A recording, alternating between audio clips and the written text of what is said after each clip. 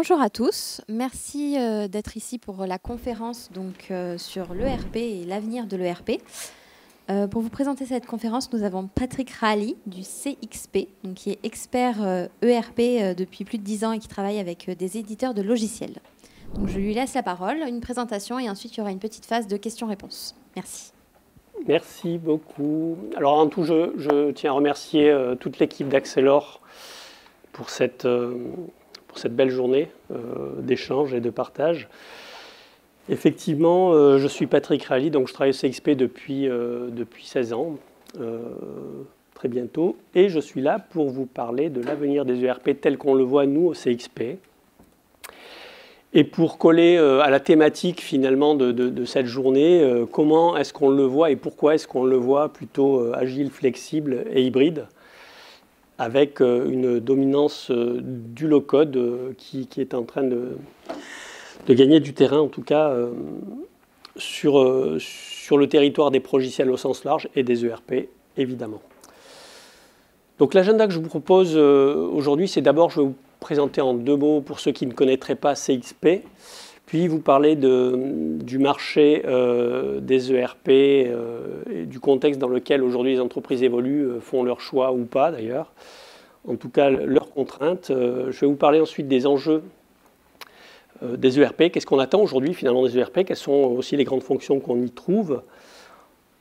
Et après cette entrée en matière, présentée en quelques mots en tout cas, et je pense que toute cette entrée en matière vous permettra de comprendre la trajectoire que je vais présenter, matérialisée par une slide ou 2, avant de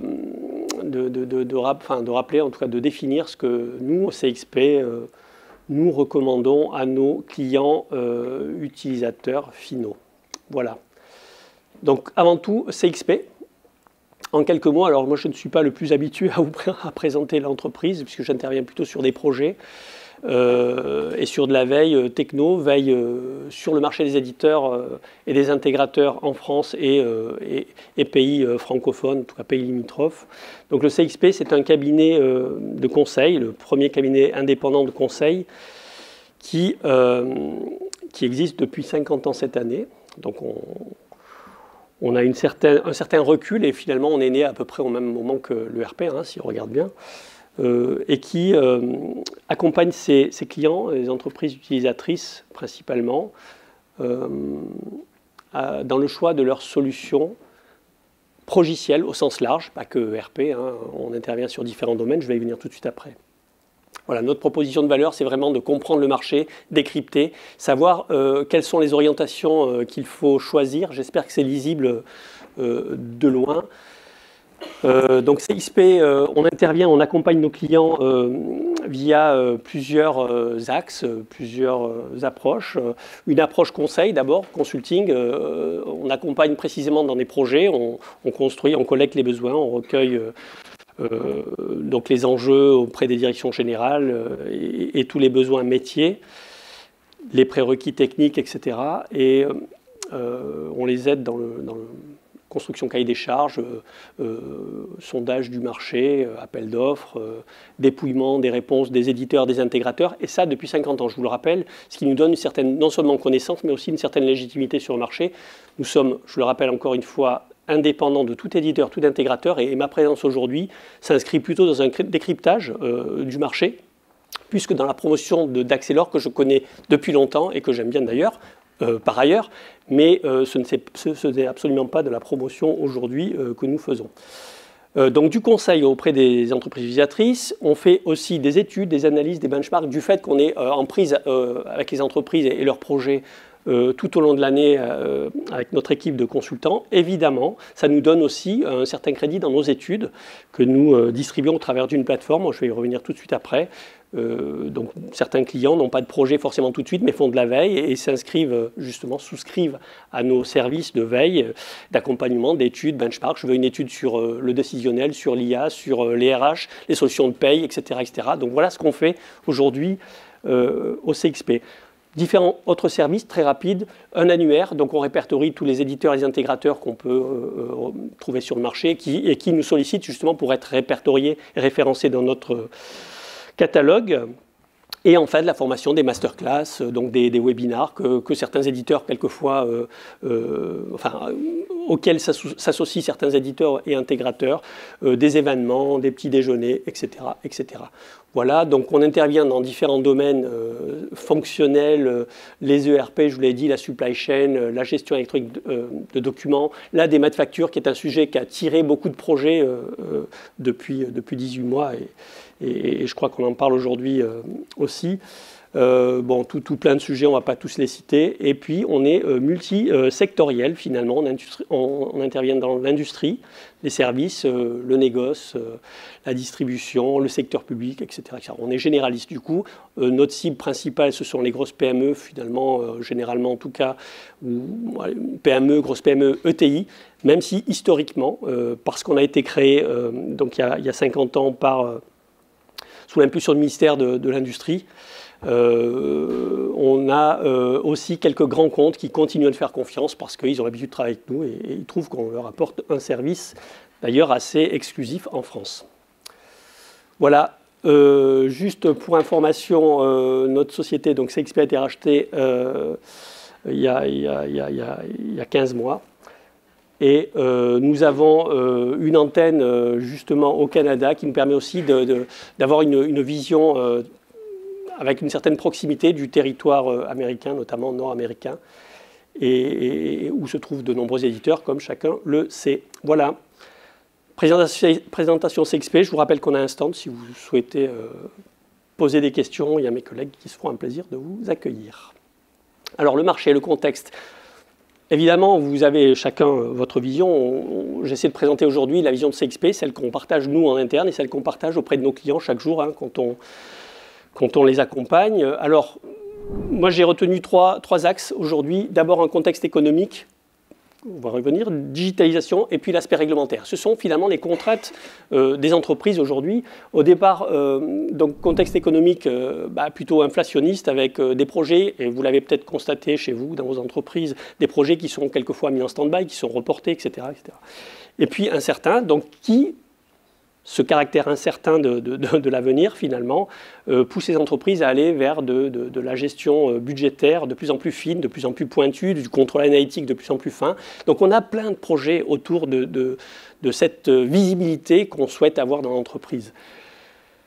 On a évidemment un contexte qui est également contraint par des ressources de plus en plus difficiles à recruter dans les entreprises, on s'en aperçoit. Et d'ailleurs, le rôle des intégrateurs peut être impacté par cette pénurie de ressources chez les clients, dans le sens où on confie finalement aux intégrateurs de plus en plus de tâches d'AMOA ou autres qu'on confiait il y a encore quelques années plutôt à des ressources internes. Et pourquoi je le mets ici, à ce niveau-là, le manque de compétences? Parce que quelque part, le lien avec le système d'information, c'est que le système d'information peut être un élément, à défaut d'être attractif pour des ressources, peut être rédhibitoire, peut-être, justement, dans le sens où tout le monde a envie de travailler avec un système moderne, un système qui fonctionne bien, etc., etc.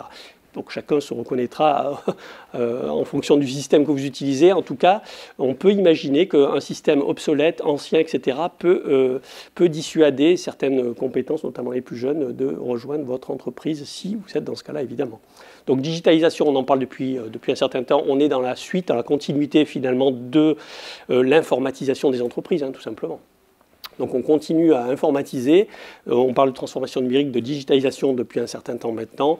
L'idée, c'est d'introduire dans l'entreprise des innovations, justement, et de nouvelles approches, quelque part. Alors, le cloud est sans doute la lame de fond qui tire le plus de projets parce que depuis quelques années maintenant on parle beaucoup de cloud. D'ailleurs, je vais le rappeler juste après, les trois plus gros hyperscalers représentent 2/3 du marché quasiment et connaissent une croissance de 30 à 50% par an.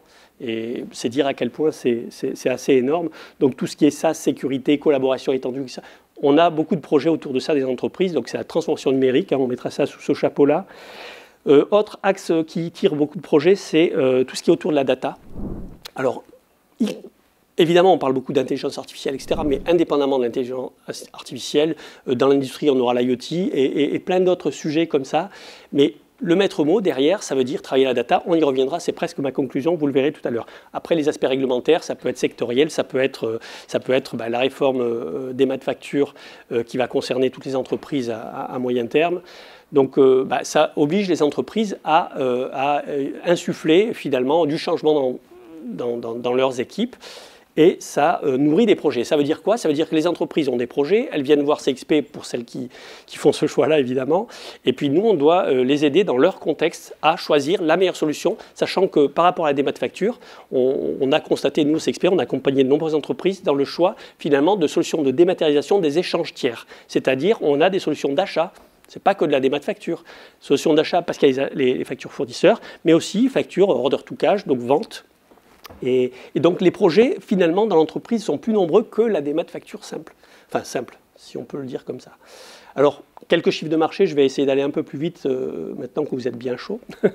CXP réalise chaque année avec Truffle Capital un classement des 100 premiers éditeurs français. Et ce classement est intéressant dans le sens où on voit la courbe qui augmente d'année en année. C'est la courbe justement du cumul des chiffres d'affaires des 100 premiers chiffres d'affaires éditions de logiciels des 100 premiers éditeurs français. Donc on s'aperçoit, là vous le voyez, que par exemple c'est le chiffre d'affaires 2022 sur l'année 2022 a cru de plus de 13% par rapport à 2021. C'est dire que l'industrie du logiciel finalement en France aussi se porte très bien. Avec un chiffre de ces éditeurs de logiciels qui peuvent avoir d'autres activités qui croît encore plus vite d'ailleurs. Donc ce sont des entreprises qui se portent bien avec une croissance à 2 chiffres, comme on le voit, qui est plutôt intéressante. Alors dans cette croissance générale, j'allais dire, les ERP, eux aussi, évidemment, enregistrent une croissance importante et en moyenne de 5 à 10%. Quand on connaît la taille des projets ERP pour les grandes entreprises en tout cas, on se rend compte à quel point c'est quand même une croissance importante. D'autant plus que, je vous le rappelle, on a parlé de cloud, de SaaS il y a 2 minutes. On change la façon de reconnaître le revenu chez les éditeurs, hein, puisqu'on passe en SaaS, c'est du récurrent. Et du coup, cette performance, elle est à regarder justement par rapport à des chiffres d'affaires qui étaient enregistrés au départ sur un coût de licence global des 500 utilisateurs, des 100 utilisateurs, etc. Donc on a un modèle qui passe finalement, un modèle locatif qui est moins avantageux quand on regarde l'enveloppe globale. C'est dire que le 10%, ça représente une performance relativement importante pour l'ERP. Et dans cette croissance, j'ai essayé de trouver quelques chiffres pour l'ERP open source. Et là, on est plus, un peu plus bas, mais on a beaucoup moins d'éditeurs, il faut savoir ça. Et le 3 à 4%, qui est un chiffre global, mondial, ne reflète pas, à mon sens en tout cas, la vraie croissance, parce qu'il y a beaucoup d'éditeurs qui ne sont pas compris dans ce chiffre-là. Ça veut dire que si on regarde précisément, pour faire le lien avec Accelor, qui connaît une bien plus forte croissance que ce qu'on a là, ils sont en train de surperformer, c'est ce qu'il faut comprendre aujourd'hui, et qui sont largement au-dessus finalement des croissances standards qu'on peut enregistrer aujourd'hui sur le marché des ERP. Alors les leviers, les clés de cette croissance, c'est évidemment la transformation numérique, on l'a dit, le cloud, l'IA qui arrive très fort et qui devrait enregistrer les mêmes croissances que le cloud sur les 5 à 10 prochaines années.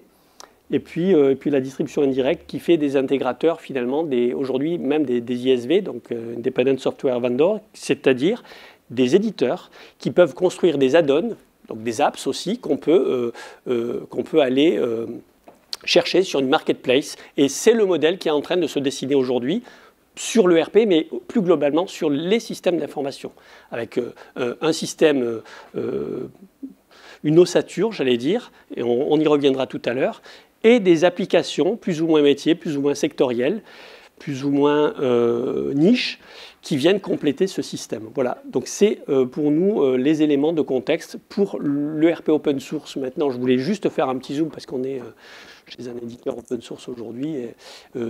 Petit rappel simplement, je vais aller très très vite. Ce qui intéresse aujourd'hui les entreprises utilisatrices, alors c'est pas dans l'ordre, hein, j'ai voulu citer 7 points, mais évidemment ils ne sont pas dans l'ordre. Les coûts initiaux réduits parce qu'on n'a pas évidemment des coûts de licence a priori. C'est notamment plus avantageux pour les PME, mais pas que. Hein. Les grands comptes qui ont des ressources internes, eux aussi sont intéressés. L'avantage de l'accès au code source, c'est évidemment la maîtrise de ces codes, surtout si on a des équipes internes, mais aussi la personnalisation qu'on peut faire du progiciel, la flexibilité, le contrôle également grâce à cet accès au code source. La communauté, comme toute solution open source, on est généralement basé sur une communauté de contributeurs qui peuvent, donc des entreprises utilisatrices, des ESN, des intégrateurs, etc., qui peuvent contribuer et enrichir la solution. Et ça profite finalement à toute la communauté, généralement. Et ça, c'est un vrai avantage du modèle open source. On peut choisir de partenaires puisque finalement ce n'est pas exclusif. Hein, on n'a pas une relation, contrairement à certains éditeurs, parce que tous ne le sont pas comme ça. Certains éditeurs propriétaires sont éditeurs et intégrateurs. Mais dans ces cas, finalement, si on a envie de changer d'intégrateur, on ne peut pas puisque c'est l'éditeur. Et donc on est obligé de se séparer des deux. Donc là, c'est un des avantages. Une sécurité visiblement, d'après ce que disent les techniciens, le fait d'avoir accès au code source, ça permet d'identifier, de détecter bien plus rapidement les vulnérabilités et donc de les solutionner possiblement aussi rapidement. Et puis bon, l'ouverture, etc., qu'on retrouvera ailleurs, qu'on retrouvera dans d'autres systèmes également. Alors, petit zoom aussi, l'occasion de balayer l'horizon finalement aussi d'Axelor quelque part, petit zoom sur le BPM, Business Process Management, et le RPA, Robotic Process Automation. Alors pour nous d'abord, ces deux acronymes finalement, ces deux approches contribuent à l'amélioration des processus. Et alors pourquoi? D'une part, parce qu'on réduit les risques d'erreur par l'automatisation justement de ces processus, parce que le fait de partager des processus permet une collaboration accrue et une coordination finalement entre les équipes, parce que le fait de visualiser des processus en temps réel permet non seulement la flexibilité qu'on va aborder tout de suite, mais aussi d'avoir une situation à l'instant T, et donc d'être plus agile le cas échéant pour modifier un processus ou interagir dans un process. Alors, optimiser les processus, automatiser et gérer les exceptions. Donc là, c'est encore une fois le bénéfice de l'automatisation avec des cas de gestion spécifiques aux aléas, par exemple. Et on a eu le cas, on a accompagné il y a quelques années certains clients dans l'assurance qui voulaient gérer plein de cas différents. Et donc, il s'est orienté, il s'est tourné vers une solution de BPM pure player, parce qu'il faut savoir que nous, au CXP, on suit le BPM depuis une vingtaine d'années, avant même mon entrée au CXP. Et on avait une vraie spécialiste, d'ailleurs, qui a été un petit peu évangéliste en France, puisqu'il y avait peu de projets BPM, purement BPM. Et elle faisait partie des tout premiers au moment où des Bonitasoft, etc. ont commencé à arriver sur le marché. Et on a accompagné un assureur, en tout cas je me souviens, j'ai travaillé un petit peu sur le projet, justement pour gérer des cas spécifiques et les gérer de façon, pour le coup, automatique. Et c'est ça qui était intéressant. C'est qu'on gère plein d'exceptions, donc on travaille par exception, et ça permet de mieux gérer tous les aléas. Voilà. Donc en définissant des règles pour ces gestions. Et puis, évidemment, devant les aléas du quotidien, ça permet une certaine adaptabilité. Alors je voulais juste faire un petit zoom redéfinir pour nous, on estime que l'entreprise est agile quand elle sait adapter son organisation aussi, pas que ses processus. Et c'est l'ERP pour nous, ou le système d'information, qui va être flexible, parce que là, on adapte des processus. Donc c'est le distinguo que je fais, parce qu'on peut très bien avoir un ERP flexible, mais une organisation qui ne profite pas de cette flexibilité et donc qui n'est pas agile. Donc généralement, ce que ça veut dire pour nous, au CXP, en tant que conseil, c'est de dire qu'on peut aller chercher des solutions. Néanmoins, c'est dans la manière de travailler qu'on a le plus grand bénéfice quand on utilise au mieux ces solutions. Ça veut dire aussi, et c'est pour ça qu'on s'est doté au CXP de ces compétences-là, que le change management est très important. Et il ne s'agit pas simplement de dire je prends un outil et c'est réglé, il fait tout, il est flexible. Ça ne suffit pas, évidemment, c'est l'entreprise qui doit changer et qui doit être en mesure d'accompagner les changements internes. Alors, et puis pas pour terminer, puisqu'il y en a un autre après, le low-code. Alors le low-code, c'est plus pour technicien quelque part au départ, bien que vous allez le voir sur le point numéro 2, ce n'est pas tout à fait vrai. Ce qui nous intéresse dans le low-code, c'est la rapidité de développement d'applications, évidemment, parce qu'on assemble des objets finalement qui sont déjà pré-conçus et qui permettent d'aller beaucoup plus vite, donc de gagner en termes de coût, et de gagner aussi en termes de qualité, parce qu'on n'a pas à tout réécrire à chaque fois.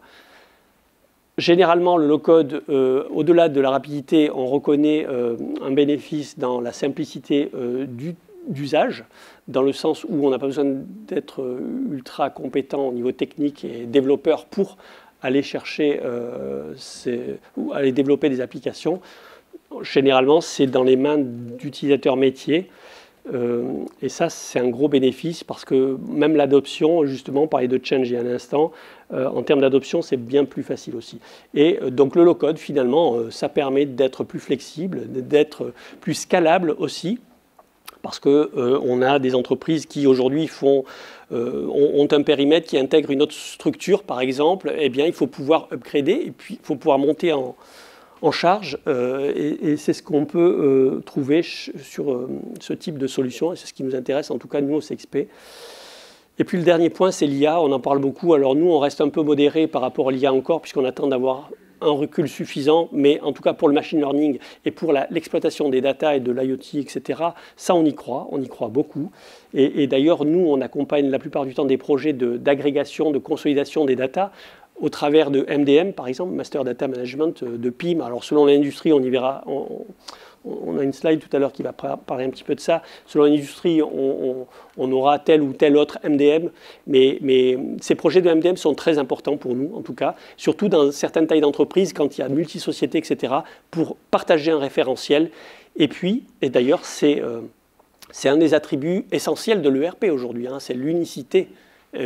Et donc, quelquefois, on peut le laisser dans l'ERP. Beaucoup d'entreprises aujourd'hui d'une certaine taille pensent aussi, envisagent un MDM, donc un Master Data Management, à côté de l'ERP. Voilà. Donc ça va dépendre vraiment des entreprises. Alors en quoi l'association BPM, RPA, IA est pour nous gagnante? Elle accentue effectivement la flexibilité de l'entreprise. Elle permet, on l'a dit, l'automatisation, la réduction d'erreurs, etc. L'automatisation notamment des tâches répétitives sans forte valeur, ou en tout cas ça dégage du temps pour des valeurs plus fortes pour les collaborateurs. On a une exploitation en temps réel, généralement si possible. Alors c'est plutôt pour des systèmes d'IA spécifiques, personnalisés. Parce qu'aujourd'hui, quand on parle des IA génératives, il y a un coût d'entrée qui est tellement important qu'il est rédhibitoire pour la plupart des entreprises, évidemment. Mais l'IA, aujourd'hui, on essaie d'étudier les comportements produits, comportements clients, notamment dans le retail, mais pas que, hein, finalement. Le comportement produit, savoir comment il se comporte par rapport à des saisons, par rapport à de la concurrence, par rapport à plein de choses. Donc, on peut croiser des analyses, aller grâce aux nouvelles technologies aussi de gestion des données. Donc on parle beaucoup d'in-memory, mais il n'y a pas que l'in-memory. On peut aller beaucoup plus vite et personnaliser finalement toutes les recommandations et tout le parcours client. On en parle aussi beaucoup dans le parcours client. Voilà. Et puis on parle d'IA aussi pour deviner l'avenir quelque part. Donc on parle de prédiction plutôt, évidemment.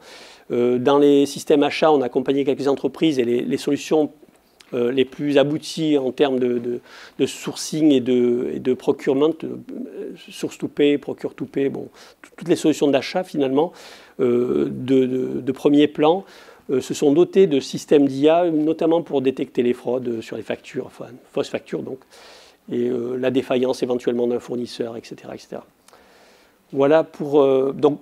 Finalement, on trouve des applications ultra concrètes dans l'entreprise et dans les systèmes d'information de tous les jours. C'est ça qui est intéressant. Après, et c'est là qu'on intervient aussi, c'est faire la part des choses entre le marketing des éditeurs qui veulent pousser à tout va leur offre et puis la réalité de ce qui est concrètement réalisable et qui fait sens surtout dans l'entreprise.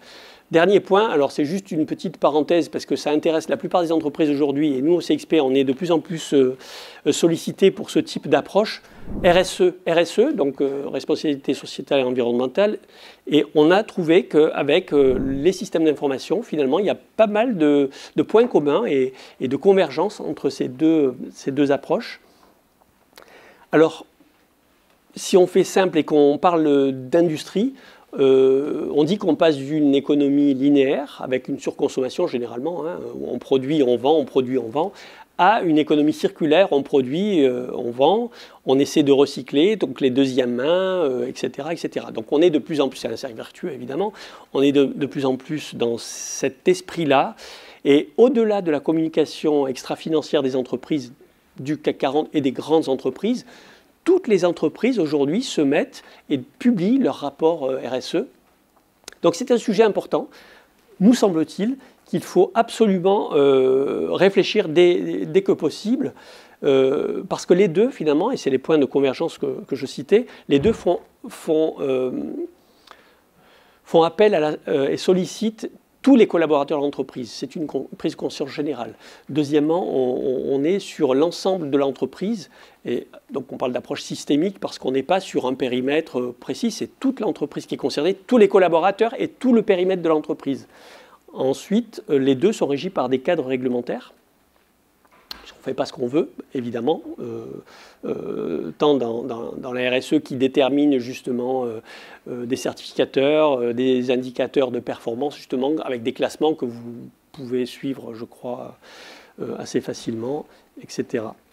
Et sachez que je vais aller très très vite du coup parce qu'on me fait signe que j'ai été trop bavard. Sachez que, pareil, le sens et la valeur des entreprises contribuent vraiment à partager ces valeurs et à recruter peut-être plus facilement avec, enfin en tout cas des ressources qui sont de plus en plus sensibles à ces valeurs-là aussi. Petite rétrospective pour dire aujourd'hui où on en est, l'ERP finalement 50 ans, il y a eu des ruptures technologiques, etc. Il y a eu le web qui a apporté quelque chose de beaucoup, MRP2 déjà, où on avait des ressources, d'où le nom de l'ERP d'ailleurs. Et puis les architectures orientées services, souvenez-vous pour ceux qui étaient là il y a une quinzaine d'années, on parlait beaucoup de cela. Et aujourd'hui, eh bien, on est bien dans tout ce qui est cloud, système d'information hybride, on va y venir tout de suite, BPM, low-code, etc. Je vais aller très très vite. Bon, on fait des courbes finalement de maturité. Il y a des tendances aujourd'hui. Donc là, si on est tout secteur, on a le machine learning et l'IA qui est en train d'arriver. Donc c'est émergent. Des ERP plateformes qui sont vraiment en croissance aujourd'hui. C'est là qu'il faut être. En tout cas, c'est ce qu'on recommande, etc. Et donc ces tendances, cette courbe de maturité peut être déclinée par secteur, dans l'industrie, dans le négoce, dans les services. On reste à vos dispositions, évidemment, pour les explorer ensemble, si vous le souhaitez. Je vais aller très très vite. Là, l'idée, ce n'est pas de lire, c'est simplement pour vous expliquer à quel point l'approche sectorielle est importante. Aujourd'hui, alors d'abord, une petite slide au préalable, l'ERP finalement, aujourd'hui, c'est quoi? C'est un outil, donc c'est un logiciel qui structure l'entreprise, qui garantit l'unicité, on en parlait juste avant, qui permet de répondre à des objectifs de plateforme, de collaboration, de communication. C'est l'outil principal normalement, en tout cas d'une grosse PME, c'est l'outil principal qui va alimenter éventuellement et qui se fait alimenter par d'autres applications du système. Les usages ont changé, on parle beaucoup on est sur la numérisation de bout en bout aujourd'hui des process, autant que faire se peut, avec des licences et un mode de tarification des éditeurs qui a évolué également, une ergonomie qui est de plus en plus agréable, intuitive, etc. Et puis une approche SaaS, forcément. Aujourd'hui, la plupart des entreprises sont dans ce registre. Alors, je voulais prendre un exemple sur, par exemple, le marché des services. Ce qui caractérise ces structures, c'est la gestion à l'affaire. Elles gèrent des projets, elles gèrent des affaires. Et bien, même dans ce secteur d'activité, de la gestion à l'affaire, on a ces entreprises qui gèrent plutôt sur la base de produits et d'articles, d'autres entreprises qu'on mettra, nous, dans les field services où finalement la clé de voûte, c'est l'outillage, c'est le matériel du technicien. Et puis, le troisième pan, où là, on a des services professionnels, donc des solutions pour les éditeurs, par exemple, pour les ESN, pour les cabinets de conseil, voilà, des sociétés de services. Et là, la ressource principale, c'est le collaborateur. Alors, si on passe, par exemple, on explore sur ce terrain de jeu, et voilà comment nous, on intervient auprès de nos clients. On essaie de savoir quels sont les enjeux aujourd'hui pour ces sociétés-là. Eh bien, on doit gérer à l'affaire. Donc, gérer à l'affaire, c'est une approche. Néanmoins, derrière l'affaire, il y a la structuration de l'affaire. Et on doit pouvoir gérer toutes les tâches par affaire. On doit gérer les ressources par affaire. On doit gérer les budgets par affaire. On doit gérer les coûts par affaire, etc., etc. Et ça, peu de solutions peuvent le faire. Et c'est là qu'on ira chercher les solutions pure player, spécialistes de ce secteur. Bon, on est sur l'affaire, je vous en ai fait qu'un. Vous imaginez, c'est une vraie étude qu'on fait généralement quand on arrive chez nos clients. Donc on a la production, c'est la gestion des temps. On imagine une société à l'affaire, on a des consultants, les consultants prestent, ils renseignent leur temps, etc. Et on a des produits qui sont associés à ces temps, une facturation. Et tout le volet RH, évidemment, avec le staffing, avec les compétences. On a besoin de tel consultant sur tel projet. Est-ce qu'il est suffisamment staffé? Est-ce qu'on perd de l'argent? Est-ce que ça... Bon, tous les sujets de gestion, finalement, qu'on croise. Et on a la même chose, finalement, pour tous les secteurs d'activité. Donc là, je vais les passer volontairement. Pour toutes les sociétés de négoce, distribution, eh bien, on a d'autres enjeux majeurs. Donc on essaie déjà de canaliser, parce qu'on ne peut pas aller sur tout le périmètre d'entrée. Mais en structurant notre démarche, on arrive à finalement proposer une valeur qui est généralement reconnue par nos clients, pareil pour l'industrie, avec les principales préoccupations et principaux enjeux des ERP pour ce type de secteur d'activité. Voilà, donc j'ai été très très vite. La trajectoire, je vous l'avais promise. Alors déjà, juste un petit point, là, c'est important pour nous. Dans le passé, enfin jusqu'à maintenant, on déployait une solution ERP et on la faisait évoluer au gré des demandes des clients. C'est-à-dire, j'ai besoin de ci, j'ai besoin de ça, on fait des migrations, on fait des évolutions, le prestataire, l'intégrateur vient nous faire évoluer la solution. Aujourd'hui, on n'est plus dans ce registre-là et les entreprises doivent finalement adhérer à ce nouveau modèle. Aujourd'hui, ça évolue tout seul. Et nous, on doit suivre, nous, l'entreprise, doit suivre les évolutions proposées par les éditeurs et les intégrateurs. Et évidemment, elles suivent que ce qui les intéresse. Hein. Quand je dis suivre, c'est dire continuer à avoir un système évolutif et accepter les évolutions finalement. Voilà pourquoi aujourd'hui les solutions sont de plus en plus standards et les éditeurs de plus en plus directifs d'ailleurs dans l'offre qui est proposée. Et voilà pourquoi le low-code c'est important pour aller développer tout ce qui peut vous permettre de personnaliser, de répondre à vos besoins spécifiques, vous, entreprise. Donc finalement le back-end, le corps de l'ERP, il peut être on-prem ou il peut être en SaaS, parce que généralement, on a des entreprises qui n'ont pas envie de tout revoir leur système d'information. Elles se disent, bon voilà, aujourd'hui, j'ai envie de me moderniser, notamment la relation avec mes clients, mes fournisseurs, mes partenaires, mes sous-traitants, etc. Donc, on est plutôt sur la partie, et mes clients, évidemment, on est plutôt sur la partie front office. Et ça, c'est important parce que ça permet de faire évoluer le système, son système d'information, en 2 temps. On peut faire ou ne pas faire évoluer ce côté, donc le back-end. Par contre, on doit faire évoluer tout ce qui est front office.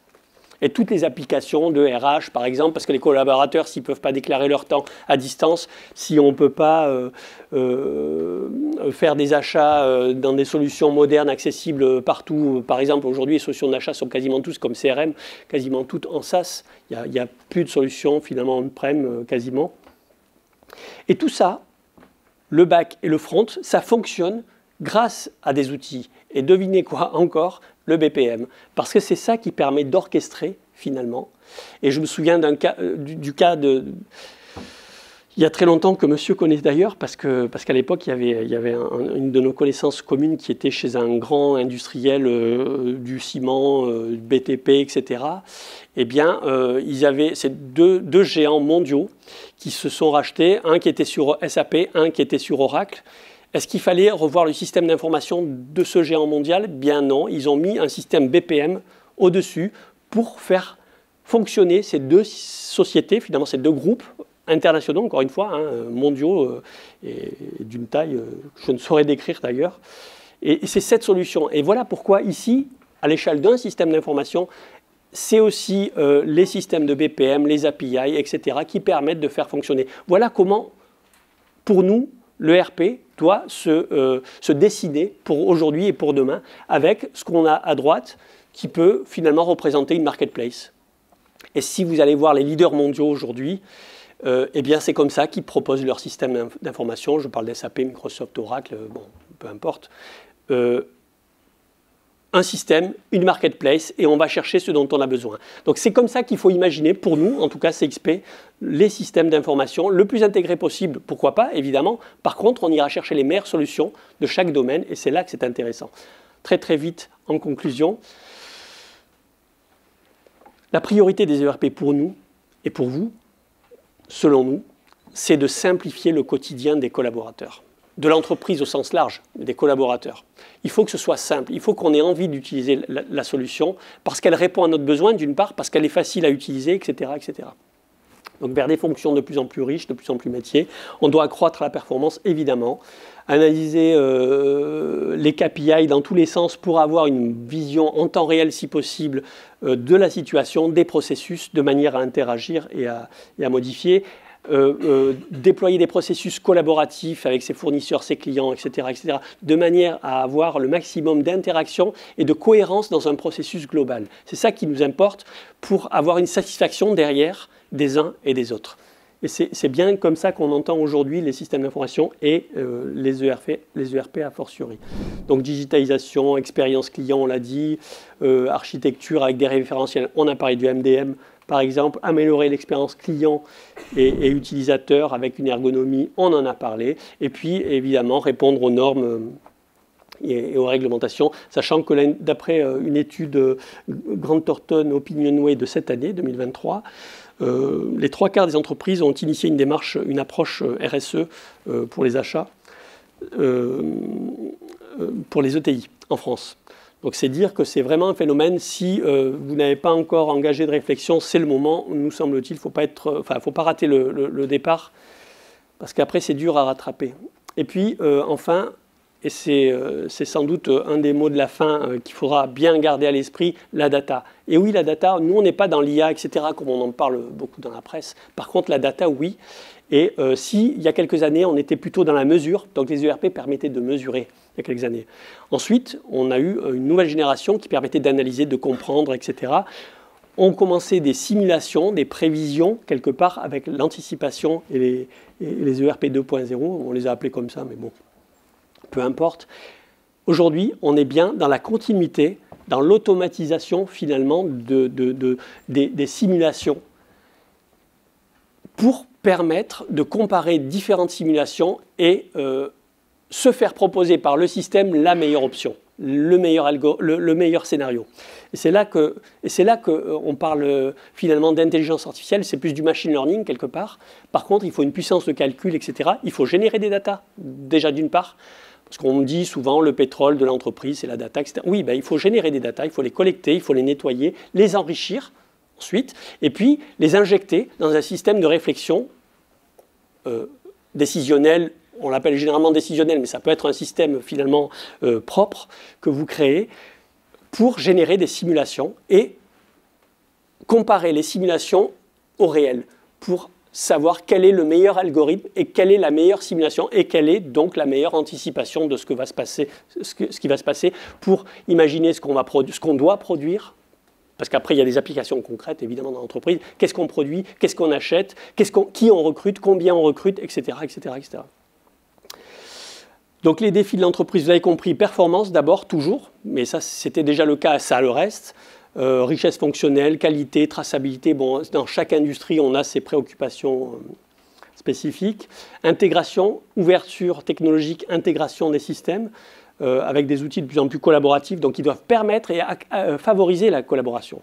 Et puis l'architecture, on parle de RP plateforme parce que justement on a un système et des applications satellites qui viennent s'interconnecter pour offrir la meilleure interopérabilité possible.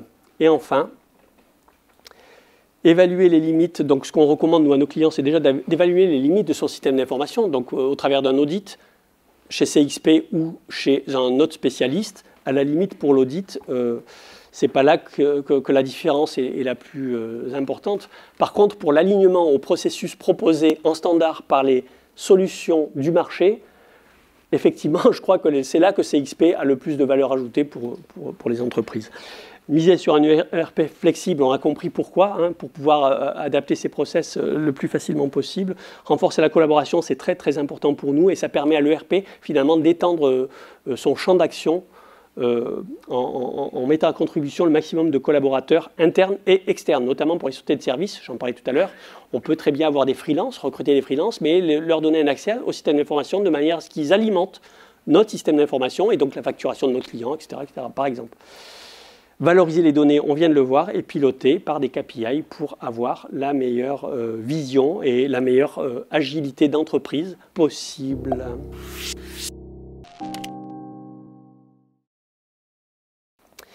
Et là, je vous demande de poser vos questions, s'il vous plaît, parce que sinon je vais me faire gronder par la dame qui est là-bas. Je vous montre qui c'est. Hein.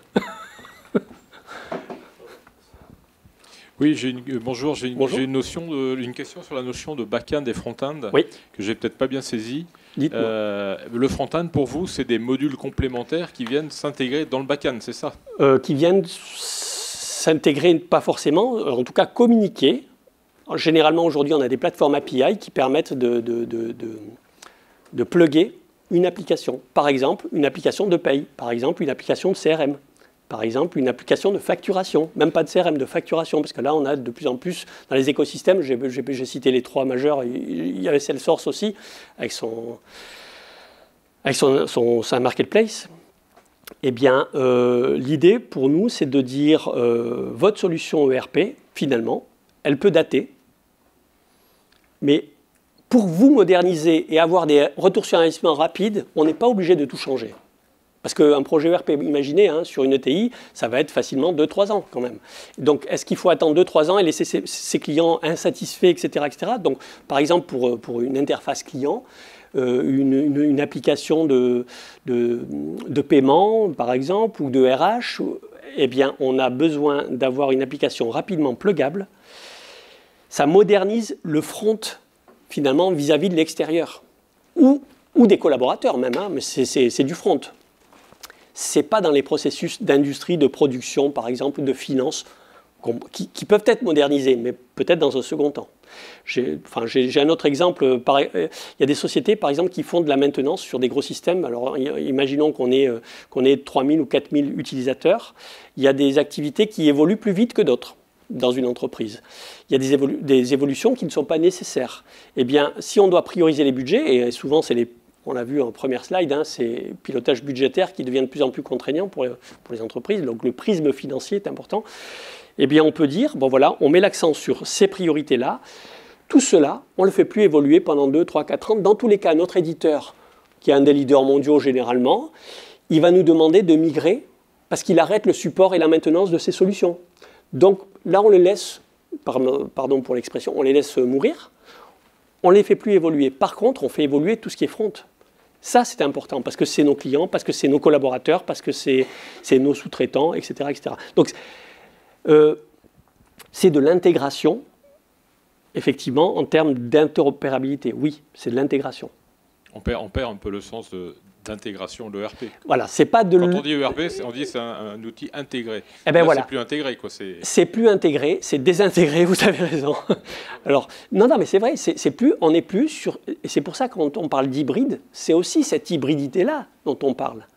Quelque part, on peut avoir un système on-prem et des applications SaaS. On peut avoir tout en SaaS, mais un système qui est ancien, qui est hébergé, hosté n'importe où, et des applications ultra modernes qui viennent donner un coup de jeune vis-à-vis de nos clients, par exemple. Et ça, c'est intéressant. Mais par contre, c'est plus intégré dans le sens de l'ERP intégré. Merci. Oui. Merci beaucoup pour votre présentation, hein, vraiment très intéressant. Justement, avec toute cette complexité, cette complexité, mais qui apporte aussi de la richesse, hein, effectivement, pour avoir plusieurs solutions. Est-ce qu'il n'y a pas quand même une complexité vis-à-vis de la gestion des licences? Parce que du coup, vous allez avoir des logiciels en SaaS, on-premise, vous allez avoir des interfaces qui vont être sous un modèle API, où l'utilisateur final, vous ne saurez pas forcément directement dans l'application back-end. Donc du coup, est-ce que pour la gestion de ces licences, il n'y a pas une complexité à gérer, on va dire? Alors, vous voyez, c'est ça, et c'est là que CXP intervient. Nous, on apporte des solutions, pas des complexités. Il y a des solutions d'ALM. Donc, Application Lifecycle Management. Et donc, on peut créer les applications et on peut gérer des licensing différents pour les différentes applications. Vous savez, là, on a eu, ces 2 dernières années, des grands comptes qui avaient, je l'ai écrit probablement quelque part, mais je ne l'ai pas dit, un des objectifs, en général, des DSI, des DSI, mais plus largement de l'entreprise, c'est la rationalisation. Rationalisation aussi en termes de nombre d'applications. Souvent, on a des 80, 60 applications. On nous dit, bon voilà, on en veut 3 fois moins. Voilà. Bon, comment on fait? Alors d'abord, les applications, il faut savoir qu'elles sont venues au fur et à mesure, dans le temps. Donc, on a besoin de quelque chose, on va chercher, etc.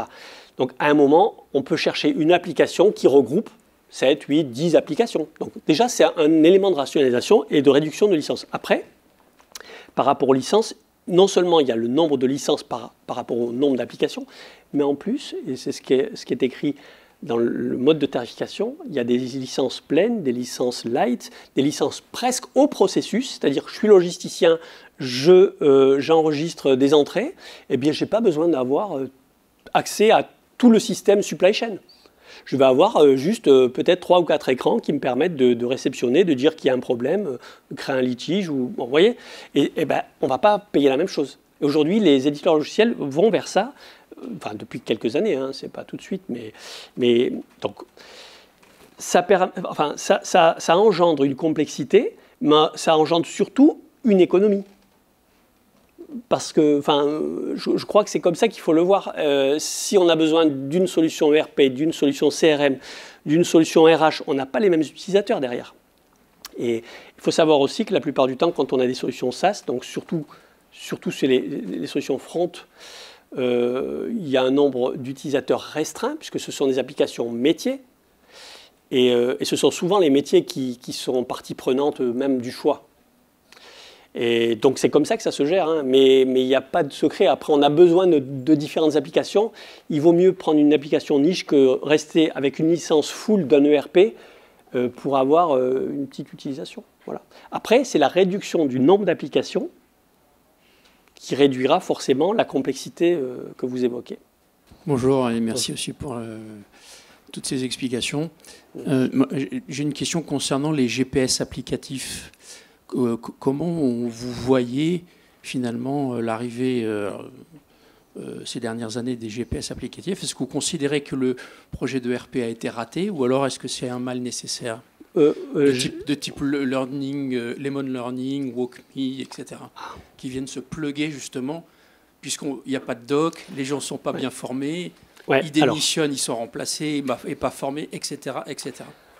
Alors, c'est un sujet qu'on connaît en interne, puisqu'on a vu Lemon, on a vu un autre éditeur qui fait un peu la même chose, qui permet pour tout le monde, qui permet finalement une formation à la prise en main d'un outil. Hein. Je crois que c'est comme ça qu'on peut le résumer. Effectivement, d'abord, je trouve qu'ils ont un bon créneau là, parce qu'ils permettent finalement d'entrer plus facilement en matière et de faciliter la prise en main par des nouveaux utilisateurs, notamment quand on a des turnovers importants. Et bon, voilà.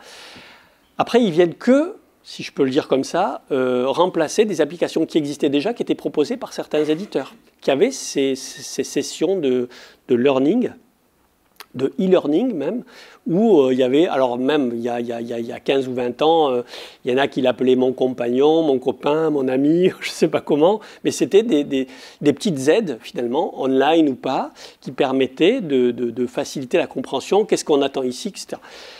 Moi, ce que je pense, c'est que ces applications, elles ont une vraie place. Elles ont une vraie place. Après, face à l'intuitivité des solutions natives, intuitive native des solutions, parce qu'on est de plus en plus habitué aujourd'hui à travailler avec une application et on a presque, intellectuellement, on a un cheminement déjà qui facilite la prise en main quelque part. Voilà. Donc ce que je me dis, c'est qu'il faut voir comment ça peut évoluer dans le temps. Est-ce que le vocal va apporter quelque chose, par exemple est-ce que l'entraînement, est-ce qu'il y a des certifications, etc. Enfin, je pense qu'on peut former des gens et puis les certifier, etc. Donc, moi, je crois qu'il y a une vraie place, mais pour longtemps, je ne sais pas. Voilà. Mais on a, nous, au CXP, on a identifié 2 ou 3 éditeurs déjà qui sont sur ce segment-là précisément, des concurrents de Lemon, qui sont plus connus parce qu'ils sont là sur la place depuis longtemps maintenant. Ouais. Vous êtes un de ceux-là? Non. Mais en tout cas, moi je trouve qu'ils ont trouvé un beau truc. Et disons qu'on peut se dire, c'est le projet ou en tout cas la structure, l'organisation a été ratée, donc on est obligé de mettre une espèce de roue de secours pour que ça marche.